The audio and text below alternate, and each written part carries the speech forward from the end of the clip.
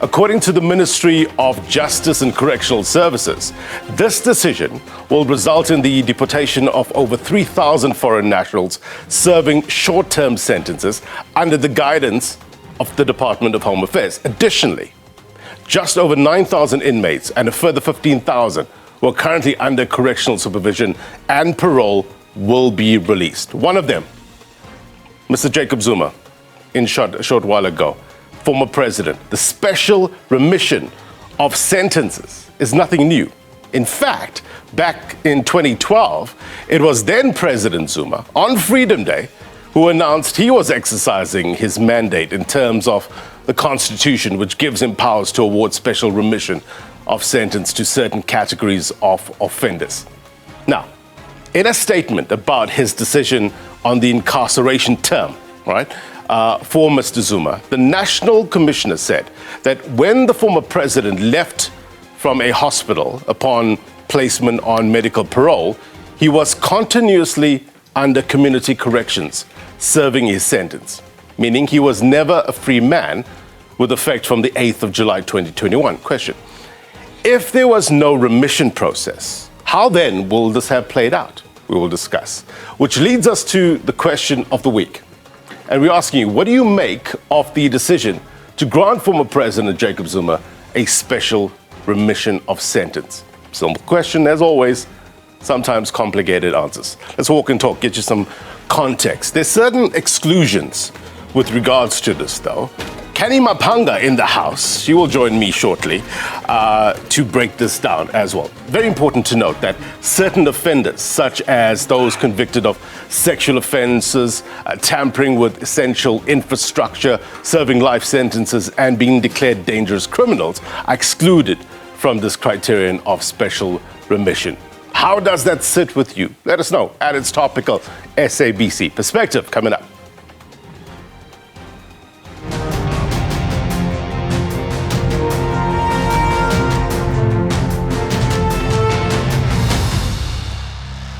All right, let's get you some context. And as always, let's turn to the magic wall and what we know and why it matters. My guest tonight, SABC News reporter Kenny Mapanga. Good to have your better mind, as always, on the program, Kenny.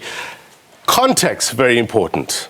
This is the timeline in terms of how we got to this stage. Run us through it.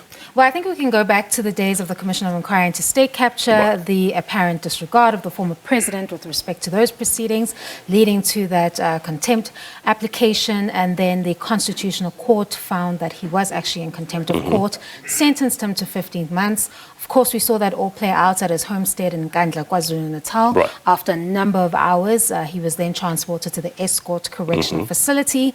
He then served just less than 2 months before he was released on medical parole. Now, if we speak of this medical parole, it was challenged. Some may have viewed the former president as being given special treatment or being treated as above the law. Now, when that medical parole was challenged, it was successfully challenged and was found to be unlawful.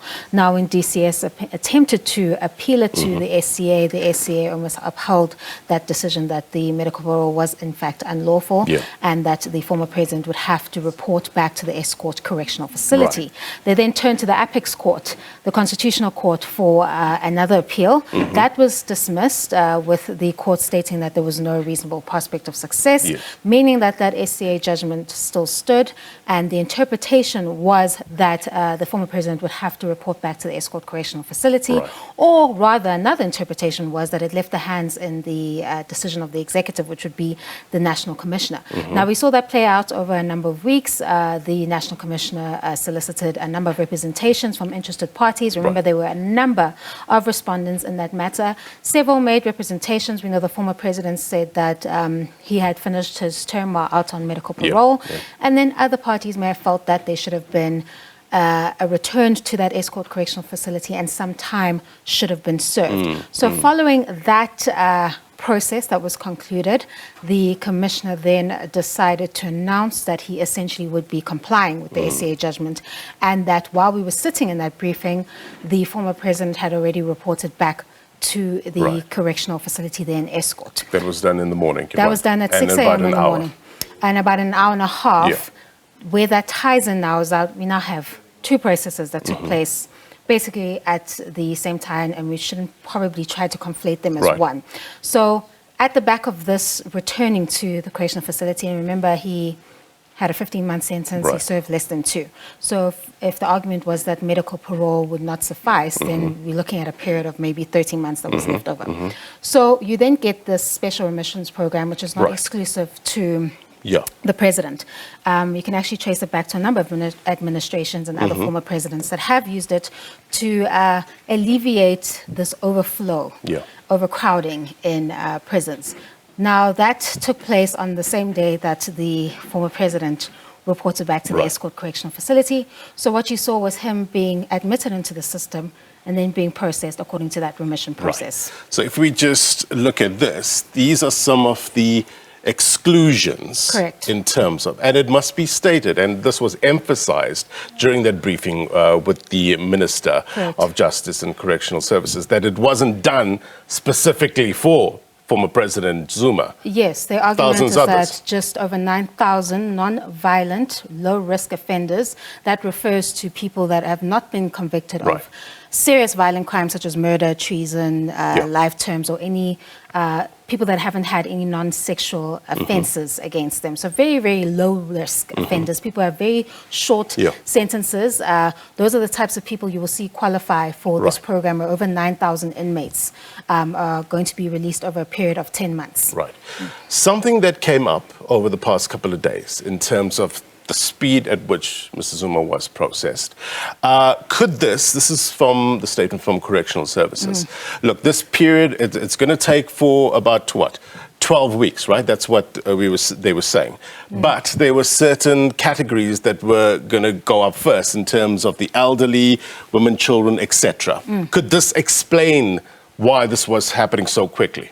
Well, perhaps DCS could provide further clarity as to why Yeah. it took an hour and a half. But what we did understand is that at 6 a.m. he reported, he was placed into the system, and when he was then processed Yeah. under the remission process, it then took them less than 2 hours to finish that, and he was released later that, after less than 2 Right. hours. And then we understand later that afternoon a number had also been released. But of course, DCS spokesperson Singabakho will be joining you in He a will. few minutes, where he can Yeah. elaborate further on the different categories and how Yeah. many that fall within these categories actually were released that day. Right, and I want to ask him specifically with regards to overcrowding in prisons. That's the reason cited in terms of this remission process. We can see some of the numbers here.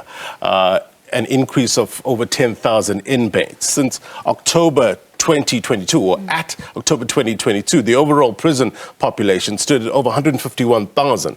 How dire is the situation? Well, the Minister of Justice painted it as an active situation that needed an intervention. Of course, this announcement came just days after that prison fire, Yeah. where they had to move a number of prisoners. And we understand that the bed shortage in these correctional facilities now sits at 47%. So that is quite a high figure. And they would have to alleviate that overcrowding to accommodate some Right. of those inmates that will be going into those facilities. I mean, the question would be, what is the sustainable way in order to tackle overcrowding? It's something I'll put to Yes. the Correctional Services spokesperson. Kani Mapanga, thank you. Thank you for having me. Pleasure. All right. Context, important. We'll discuss further with our guests in a short while. I want to give you our regular word on the street feature now. We went to the streets of Johannesburg seeking a diverse insights, perspectives. As always, that's what we do on It's Topical. And this is what people had to say with regards to tonight's topic. The saying, some animals are more equal than others, really applies. It defies the most basic of logic in my respectful view. Even how he was accepted, allegedly, into the correctional facility and immediately out, it's questionable. If you look at every president, including Zuma and Nelson Mandela and Mbeki, when they came into office, they granted, I think, 30,000, 20,000 criminals remission on the same basis. So it's the same rule that's being applied. So it seems to me to be a rational way to achieve a reasonable outcome. It's a welcome decision, yeah. So let there be peace, and let the old man go and have his retirement in peace. I think for many in our public system, they are going to feel sad and disillusioned that he has been able to, having used siphon funds and various other things, that he's been able to be allowed a remission. We shouldn't send an impression to the public that being given special permissions not to go to jail is wrong. There's nothing wrong with that. It's part of our law, and it's supposed to serve all humans equally. I don't think it was the correct decision, and yeah, it's just so sad to see our country being torn apart by so much corruption, and I don't know if we'll ever see the end to this whole story and situation. Everyone has to pay his price, and I feel that he has paid his price. With his name being demeaned, there's no real reason for him to be in prison for that. It's ridiculous. It basically means that if you're of the right socioeconomic status in South Africa, you can go ahead and do what you want with no worry about the consequences. I think they must just let him free. It's kind of a good decision. Yeah, the men have served the country, although they may be wrong things, but they should also consider the positive points. All right, we appreciate your thoughts. Thank you very much indeed for participating. Let's get straight to it. We've got short space of time. We need to get to as many issues as possible. The right guests are in studio as well as online. Singabakho, Nxumalo, thank you very much indeed, sir. Mzwanele, Manyi, thank you, sir. Singabakho is Correctional Service spokesperson. Mr. Mzwanele Manyi is Jacob Zuma Foundation spokesperson, as well as EFF MP. We're also going to be joined by Glynnis Breytenbach, Advocate Glynnis Breytenbach. She is DA MP, as well as this is our digital audience. They're going to participate, throw in some questions for our guests. First to you, Mr. Manyi. The assumption is that the former president is happy, is at home, and happy with the process in terms of the remission. I've learned or come to appreciate that you never assume anything. So let me ask you with regards to how the former president sees this process. Yeah, no, thank you for the opportunity. Firstly, I think, let me just spoil the party. This whole notion, this whole mess that we're in today has been riddled with a lot of hate, a lot of illegality, a lot of vindictiveness against President Zuma. As you would know in the beginning, your insert when you started when they started to give you the background, what they did not say in your original context. What was missed out in the context is that we are in this mess we are in today because of one man and one man only, Chief Justice Zondo, who just simply refused to recuse himself. And by him recusing himself, we also missed a big opportunity of President Zuma responding to issues that the state capture was about. So we missed that opportunity. But we fast forward to the Constitutional Court. That Constitutional Court, in our view, also made an unlawful decision. You have a Constitutional Court, the highest court in the land, that decides to say, today, because we're dealing with Zuma, we're going to, it's an extraordinary circumstances, the normal procedures will not apply, and indeed they did not apply. We had the Zuma law, we had a situation where Justice Kampempe, who was running that show, then comes up and says, this whole thing of trial courts and appeals is going to take too long. We have to deal with this thing here and now. And as a result of that approach, and by the way, that Constitutional Court itself was an aggrieved party because of all the letters that President Zuma had written. So strictly speaking, they should have been technically excluded from the whole thing because they themselves were the aggrieved party. So then they issued this sentence, and the way they issued it, then they say, then that whole thing denied President Zuma all the rights that are enshrined in the Constitution. President Zuma did not have a right to mitigate sentence, no right to appeal, nothing. Was just taken there even without a trial. So we're sitting here, the whole flaw of this situation that we're sitting with here is an unjust, is an unlawful situation. I mean, even if you have to go to the Correctional Services Act, there they talk about a sentenced offender. They define it in the definition of terms. When they define a sentenced offender, they say it's somebody that has been convicted. President Zuma was never convicted in any court of law. So even it just shows how the whole thing was just a hateful situation to humiliate President Zuma and all that. Mr. Nxumalo, Mr. Manyi has just laid out in terms of how the former president feels, so-called Zuma law, biased in certain regards. Does the Department of Correctional Services see it the same way? A very good evening. The Department of Correctional Services has its own act that defines the mandate. So everything that we do must follow that particular act. And what was presented before us was Mr. Zuma to say he needed to come and serve a sentence. And he was admitted and started serving that sentence. And a whole lot of things happened thereafter. The matters even went to court. So when the Supreme Court of Appeal then said Mr. Zuma must go back to report at Escort Correctional Facility, we needed to comply with that particular court decision. Otherwise, we would have been in contempt of that. So I'm just trying to demonstrate that many things are being said, but as a department of the state, we have to follow the law. And unfortunately, we do not have to follow feelings. The law will dictate what is to happen and when. So that's what we've been doing all along. The timing of it has been questioned in the court of public opinion, yes. And also with regards to how fast it happened. Explain to the viewers in terms of that process and why it was done at a pace that it took place. Yes. Perhaps it's important for us to explain that special remission of sentences are not new in South Africa. In 2005, President Mbeki did remit sentenced offenders. About 65,000 offenders benefited from that. Then in 2012, President Zuma also did remit sentenced offenders. About 45,000 offenders benefited from that.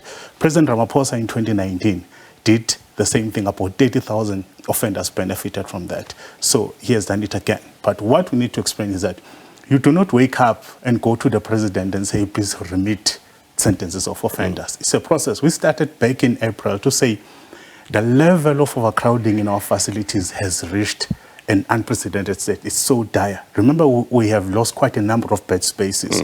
At some point, we had 118,000. We're down to 107,000 because we have to renovate our facilities. We have to close down some of them.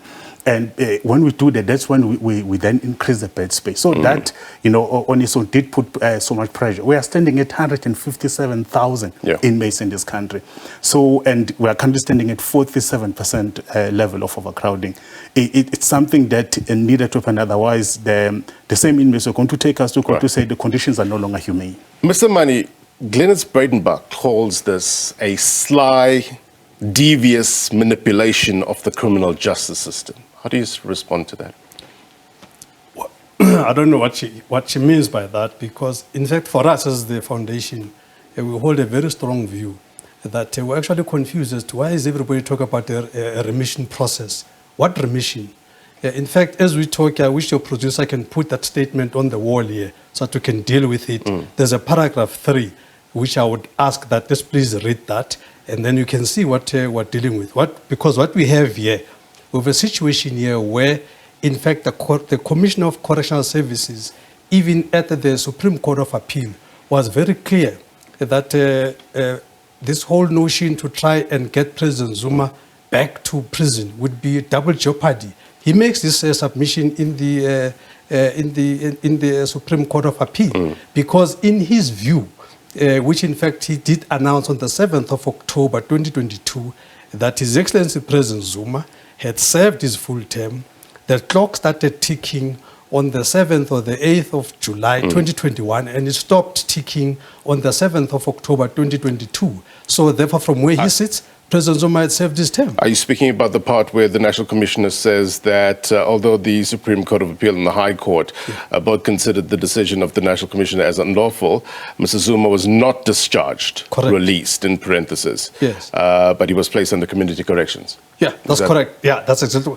I mean, if you look at even the paragraph below, he even quotes the chapter and verse of the law. That I think is chapter Roman figure 6, where he says President Zuma complied with all the laws and everything. And then at the end of that statement, the last sentence, if you were to read that, he then said he made his decision. So what decision is this? The decision that the commissioner would have made is a decision in line with his assessment And his assessment, is what you just read out there, that President Zuma ticked all the boxes. So from where we sit, President Zuma actually served his term. And so this whole remission thing, from where we sit, is some facade of some sort, some politicking of some sort. And by the way, Minister Lamula was very clear in this thing.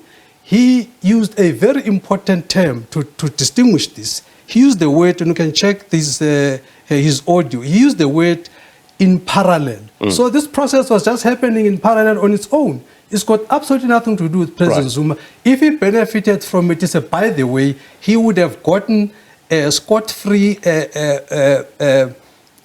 without this thing. In fact, he would argue, as well as the foundation, that the whole Supreme Court of Appeal, for them to even say that President Zuma must go back to escort, that even to specify escort was an overreach by the Supreme Court. Let me just complete this point. Was an overreach by the Supreme Court of Appeal. Supreme Court of Appeal, why did it decide escort and not other in some other place? Why this micromanagement by the Supreme Court of Appeal? Because President Zuma had already served his term. So for context, Minister Lamula said that the process of remission started in April. In April, Concord decision, a ruling was last month, if I'm not mistaken. Yes, they came back. Glynnis Breytenbach, has Mr. Zuma, in your view, ticked all the boxes, as Mr. Manyi has said? Advocate Breytenbach? All right, it seems that she can't hear us. Just one quick question to you. We'll try to get Advocate Breytenbach back on the line. Singabakho, with regards to the remission process. Yes. Supreme Court of Appeal tossed it towards the National Commission in terms of the incarceration term. Yes. Now, had the National Commissioner applied his mind in terms of that term? Did he come up with a number, whether Mr. Zuma has served his term or not? Was that decision made prior to the remission process?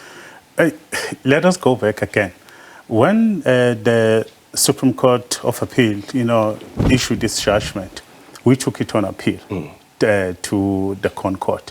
And the Concord said, nope, the decision of Supreme Court stands. And which therefore said to the department, now we needed to implement that particular decision. So we had no choice. We had to implement that decision. So we said, okay, what does the court say? It says, he says, no, Mr. Zuma must report back. And it says, commissioner then must then decide using his discretion if allowed, by the law. So he did exactly that. But as we've stated that we had this special remission of sentences already going. So when he was admitted to say, okay, you are here, you had served just less than 2 months previously, you are now in the system, okay, where to from here? But then now there is this process. Okay, Mr. Zuma, you are a non-violent offender. You are also a low risk. So from being non-violent, you benefit 12 months from that. Being low risk, another 12 months. So it means 24 months. What does it mean? It therefore says that, we have to then, release you. Hence, on that specific day, 32 offenders were placed out. And want to, denounce this motion as if this was just made for Mr. Zuma. As I'm sitting here today, yesterday, 1,589 inmates are out, from the 11th, which then demonstrates that it's a process that had been ongoing, because when you place a person out, there's quite a lot of things that you need to do before that. So as a department, we are going on with this particular process, and up until such time that we would have exhausted it, yes, the pressure is there in terms of overcrowding, but we have to do this the right way. It is not looking good in our facilities when it comes to overcrowding. I want to talk to you a bit about a more sustainable approach in terms of tackling overcrowding. But Mr. Manyi, I heard political analyst Kani Magubane saying that this was a very well-planned, orchestrated move that involved the presidency, the correctional services, the Justice Department, and orchestrated to happen within the confines of the law. How do you respond? No. In fact, that's why I call this remission thing a facade. It was not necessary. What the Supreme Court of Appeal failed to do, it failed to do a few things. First thing that the Supreme Court of Appeal failed to do is to recognize that a person on parole, that person is serving sentence. That's the first thing. There were, in fact, submissions that were made to them. They were given case law. They were reminded. In fact, when we made submissions to the commissioner, we reminded the commissioner that, Commissioner, remember that when you made your own affidavit to the Supreme Court of Appeal, you had reminded the Supreme Court of Appeal that we had a Pistorius case. When Pistorius was resentenced in the Supreme Court of Appeal, it was then argued that because you had already spent 7 months already on the correctional community corrections, that period must be taken into account. So for the Supreme Court of Appeal to have just forgotten that and pretend that a person on parole is a person that is free was really very quite absurd. They also in the in the case law, a constitutional court in the Phahla versus Correctional Services case, there was also another clarification there that was given in that case to say a parole is part of the sentence. So for the Supreme Court of Appeal to come now and pretend as if they don't know this and they throw it back to the commissioner, it was really absurd. So this is why for us we're saying the facade about special remission, I mean this whole notion, I also hear Advocate Madonsela saying President Ramaphosa did Ubuntu. What Ubuntu? There's no Ubuntu here. If President Ramaphosa had a grain of Ubuntu in his body, he would have shown that in July 2021, when President Zuma was sent to the to Escort prison, and they picked a region in KZN that is the coldest in winter. You know, Escort, KZN, when it's cold, but Escort is colder than KZN when it's cold. They threw President Zuma there in that cold place in the middle of the winter. Where was this Ubuntu that we're being told about here? So we want to say, as the foundation, there's no Ubuntu here. This is now a facade. All that is happening now with this remission propaganda. That what is happening now is that Ramaphosa is trying to re-emerge in 2024 as this nice person and all of that. This is all nonsense. There's no remission. President Zuma served his full term, and we've got it in writing. The commissioner is in writing twice. In the 7th of October 2022, even in this current statement, he makes reference to President Zuma having completed his term. So this whole debate today is another PR thing just to try and pretend as if Ramaphosa did something nice. It's absolutely nothing. So there will be no appreciation letter to the president from Mr. Zuma, you saying? No, what appreciation letter? This facade, this is a facade. This is no such a thing. What remission? President Zuma served his time. This is another thing to try and take away the fact that President Zuma subjected himself to the process. It's now as if he's been done some favor. President Zuma has been done no favor. He served his term in full. That's it. Let's take it to the digital audience. I know they must be have a lot of burning questions. Let's go to Knowledge. Knowledge Dube, if you can unmute your question, comment. Thank you very much. I will start by saying that indeed I agree that President Zuma served his term and finished serving. So, because if we are saying President Zuma did not serve, then it means we are saying people who are on parole, they are not serving. Because I remember at one point in time, President Zuma could not attend one of the gatherings in Gauteng because he was on parole. So giving him remission, it's like he has to serve twice, because now it will feel like he's owing someone who gave him remission. So it feels like they want him to pay the debt which he does not owe because he served his time and finished. All right. Knowledge, thank you very much indeed. Just to a note, we're still trying to get hold of Glynnis Breytenbach. I understand that she is here. Advocate Breytenbach, good to have you on the program. I hope that you caught a bit of what we were discussing. Mr. Mzwanele Manyi says that Mr. Zuma has ticked all the boxes. Your thoughts with regards to him being now a free man?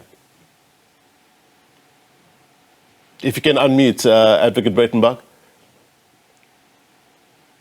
Oops, is it just me that I can't hear her? All right, let's take it back. We'll try to fix that up. Gremlins in the system, we do apologize. Let's take it back to our digital audience. Let's bring them back with regards to their take. Do we have our digital audience there? Okay, we'll come back to them. Mr. Nxumalo, what would you say to criticism or certain people saying that maybe a decision was taken with a wider picture approach with regards to there was fears, with regards to unrest, etc., etc. How would you respond to that sort of criticism? I said we started as early as April. We wouldn't have, preempted what, the Concord was going to say. We're faced with a real situation threatening the establishment. We needed to do something about it. And as I've said, the numbers have been increasing. Just last week, I was even checking the numbers of foreign nationals in our facilities.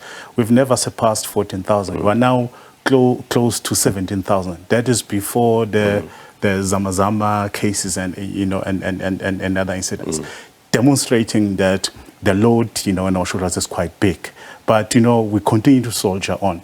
But from time to time, we always have to look at powers, beyond us to say, how best can we handle this situation? Yes, we continue to increase the space, but is it sustainable? Can we continue to build, more and more prisons instead of taking that money building schools and other things and looking at other priorities? But we have a task and we continue to do that. But it's important to explain that we're faced with a situation at hand and we needed to deal with, and that's exactly what we had to do. Yeah. All right, we're going to take a quick break. We were hoping to get the DAMP Glynnis Breytenbach after the break. Remember, we ask you, what's your thoughts with regards to the remission of sentence for a number of those who are parolees, correctional supervision, including Mr. Jacob Zuma himself as well. We have our guests in studio. Let us know your thoughts at It's Topical SABC. More next. Welcome back. You're watching It's Topical. We're asking you the question, your thoughts on the decision to award or the beneficiary of the remission of sentence over 9,000, and then there's additional 15,000 people as well, including former President Jacob Zuma. We need your thoughts on that at It's Topical SABC. A digital audience here as well. Our guests still in studio. We're still battling to get hold of Glynnis Breytenbach. We'll endeavor to try it, though. Let's speak to Karim. Karam Singh, give us your thoughts. Thank you. Thanks so much for having me on the program. Yeah, I think it's very unfortunate what's happened. It's quite convenient that former President Zuma has benefited from this program. But I think, the ultimate context for us is looking at the investment that we had in the State Capture Commission and the fact that they executed their mandate without fear, favor, or prejudice. Where is the accountability for state capture? We had 3 years of testimony, a year to write the report, and nobody's been convicted yet. There's so many adverse findings against Mr. Zuma and those that were close to him, including the Gupta family, and we haven't even seen substantive charges brought against Mr. Zuma, let alone has Mr. Zuma ever faced accountability for charges that he's faced for over 10 years as a result of the arms deal. So, this feels like a farce, and until we see real consequence as a result of what we saw in front of the Zondo Commission, we're going to be left with a very sour taste in our mouths. All right, Karam, thank you very much indeed. Mzwanele Siwe? Hi, good evening. I'd like to agree with Mr. Singh because I think it's important to remember that Mr. Zuma, former president, was the highest form of government. He was the president when state resources were misused. So I think it's important to treat this case as such. It's important to remember that state resources and state funds were misused. Money and funds that were supposed to be allocated for the citizens of South Africa were misused. So where is the accountability for that? As South African citizens, we have not seen real accountability. And that raises questions in terms of who does the law apply to? are the executives above the law? What does the rule of law actually say? So it raises a lot of questions in terms of how the rule of law applies and how executives are actually held to account. Because it's important to remember that these people are the highest form of government. They are supposed to be accountable to South Africans, and we have seen no consequence. So how then do we sit here and discuss a remission and say he was not done a favor, he served the sentence, when we have not seen real conviction? Where are the rest of the people he worked with?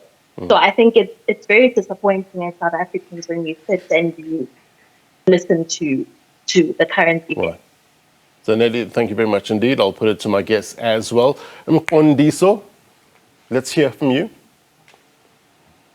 Good evening to everyone. I agree with Karam and Mzwanele about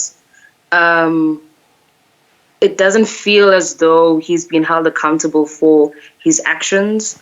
I understand the remission and understand that his age and all of that, but when do we as South Africans get the accountability that we deserve?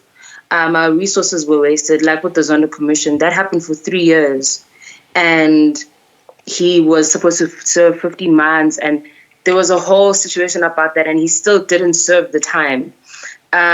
So it's a bigger conversation of accountability. If then our prisons are overcrowded, then how do we hold them accountable?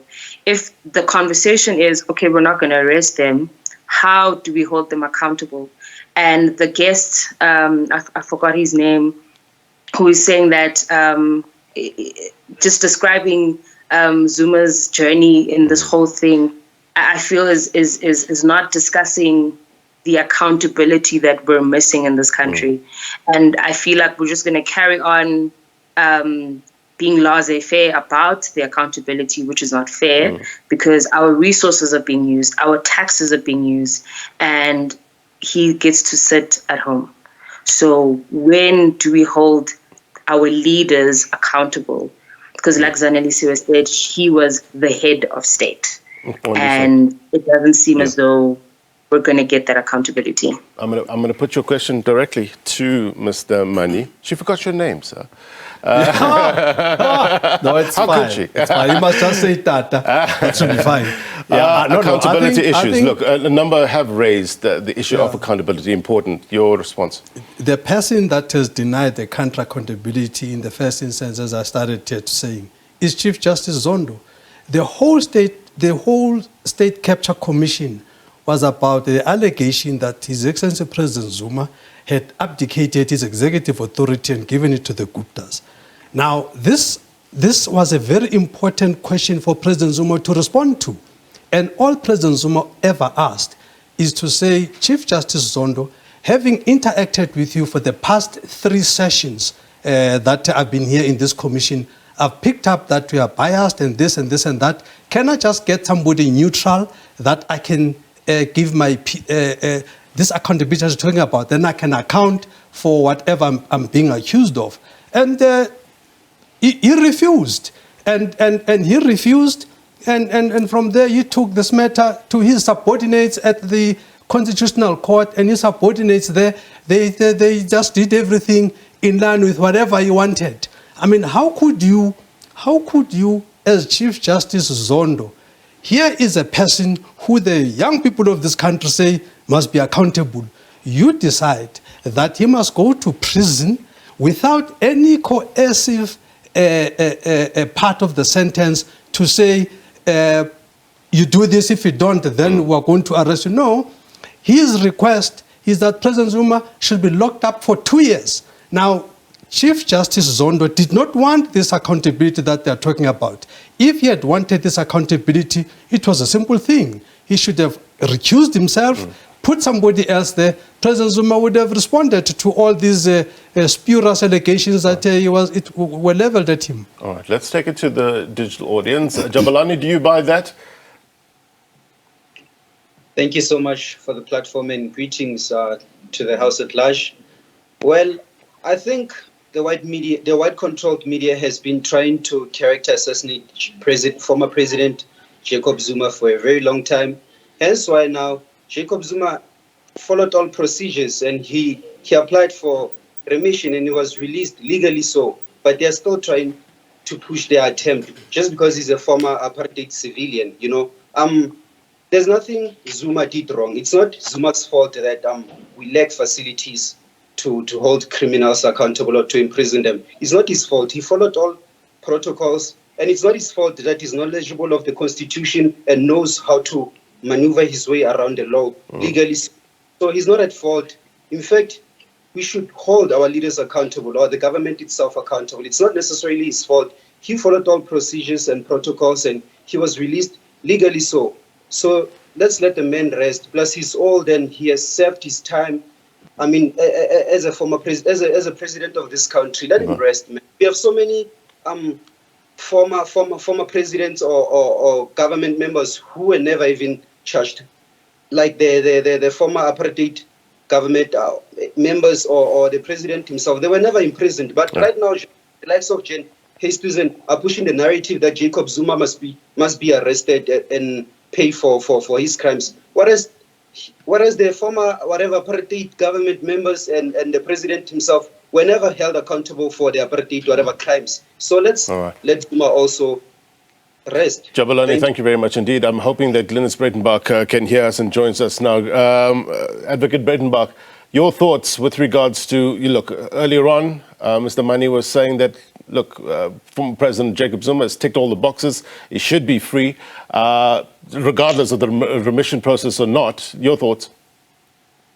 Good evening. Mr. Zuma has not ticked all the boxes. The Constitutional Court found that his release on parole was unlawful and that it should be sent back to the Commissioner in order for him to apply his mind. He did that, and his decision was that Mr. Zuma should return to prison. So the period that he served on parole was unlawful. He cannot have his bread buttered on both sides and benefit from that. So he has certainly not ticked all the boxes. How would you respond to the statement issued by the National Commissioner saying that, despite that, although the Supreme Court of Appeal and the High Court both considered the decision of the National Commission as unlawful, Mr. Zuma was not released, but he was placed under community corrections where he continued to serve his sentence? How does that fit in the calculus? Well, that's just an added insult to everybody who has any kind of independent thought process. Mr. Zuma has not served any kind of parole, any kind of been under the supervision of any kind of community corrections. We all know that community corrections is so under-resourced that they're unable to function even remotely effectively. And that would apply to Mr. Zuma as well. And in any event, he spent most of his time overseas. So when was he under the supervision of community corrections? Mr. Tobukhade's thought process is fallacious. Is the DA going to challenge this decision, take it on review? In all probability, yes. What's the argument that you're going to put forward in terms of whether this stands legal scrutiny or not?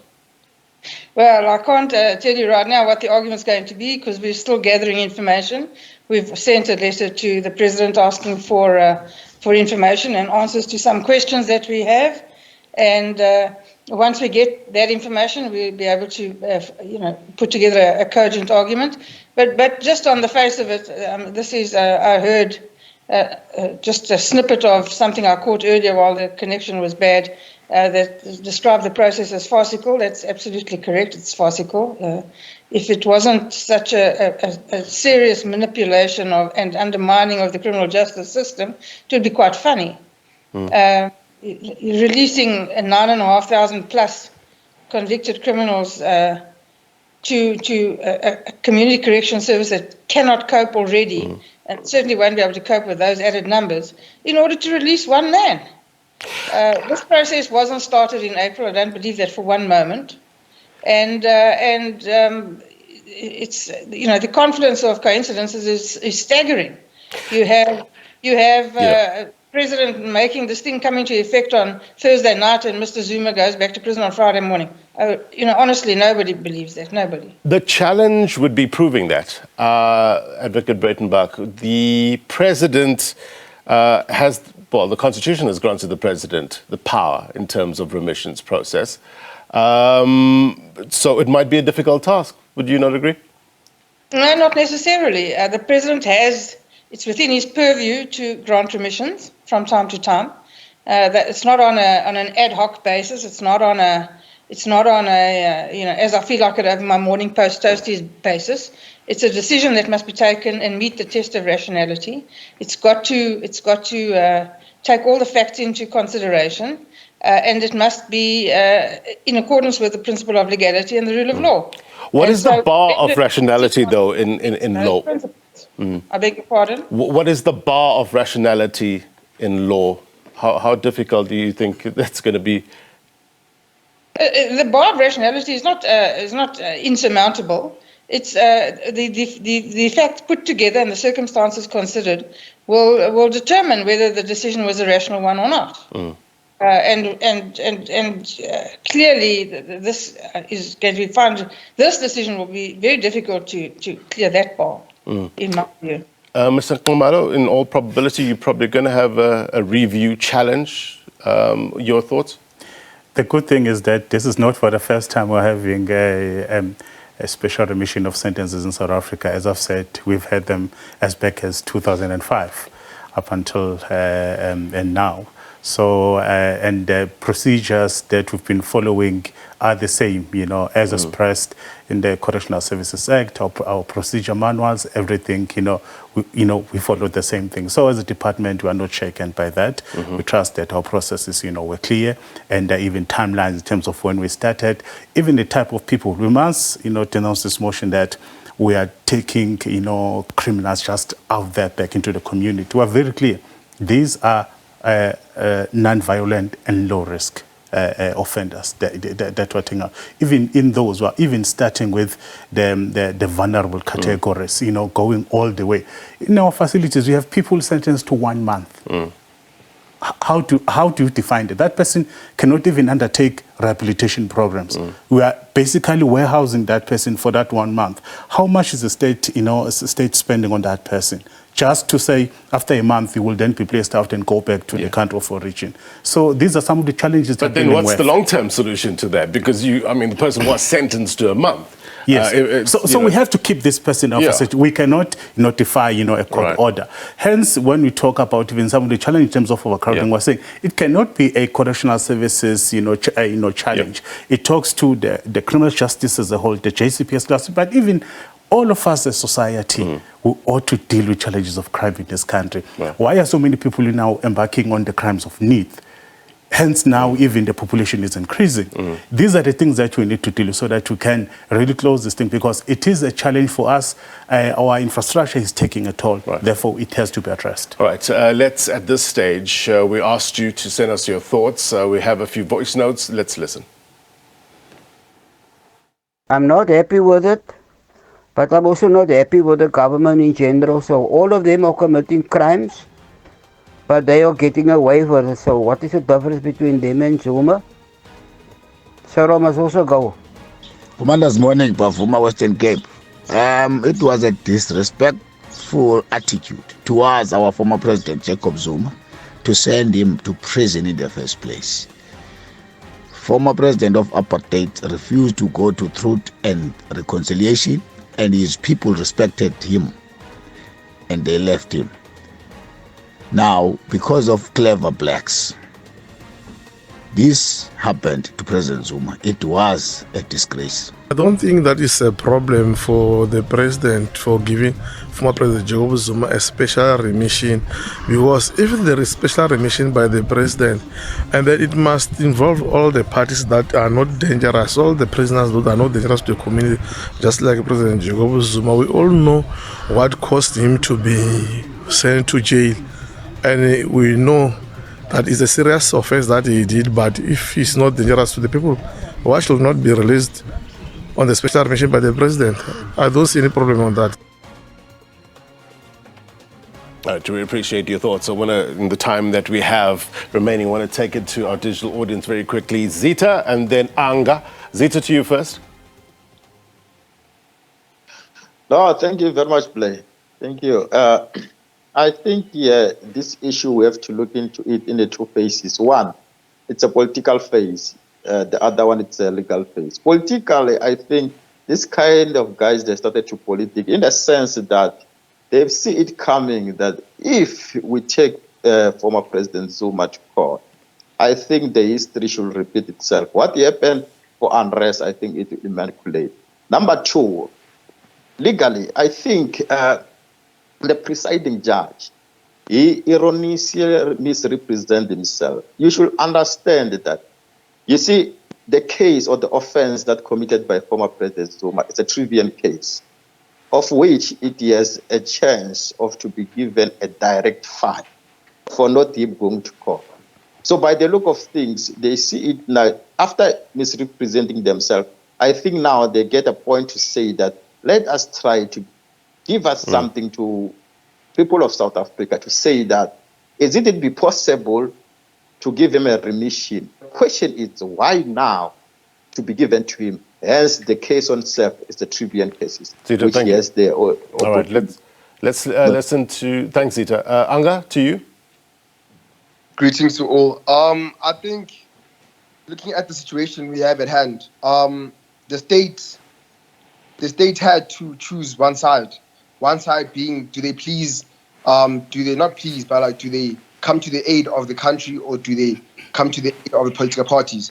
Do they help them by putting Zuma in prison, and therefore having him held accountable, as they say? But in this sense, I think they made the right decision, as we would have had unrest as we did have in 2021, where people lost jobs, the economy plumped, and everything just went. So I think the government made a right choice. Thank you. All right, Anga, thank you very much indeed. Unfortunately, we've run out of time. But thank you very much indeed to all that participated. Apologies, we had some technical issues earlier on as well. Glynnis, Breytenbach, we appreciate you coming on and giving us your take as well. Thank you to my guests here as well. Look, this conversation will continue, no doubt. But it's a platform, it's topical, it's a platform to air your views, get a sense of the various perspectives on a particular issue, and we thank all our guests for that. Here's my take before we go. Respect for the rule of law. It's of prime importance. Why? Because it offers us as a society stability. Question: has the rule of law been served in this matter? Answers vary in the court of public opinion, right? And that's fine. That's what democracy is all about. Bringing together various perspectives, bringing together the interests of all people. But having said that, even when you disagree with certain legal decisions and have fully ventilated these disagreements as part of judicial process, then such decisions need to be respected and complied with. The refrain, respect the rule of law, and its prime importance. And that's my take. If you missed anything, be sure to watch this episode of It's Topical on YouTube. Sports Live up next.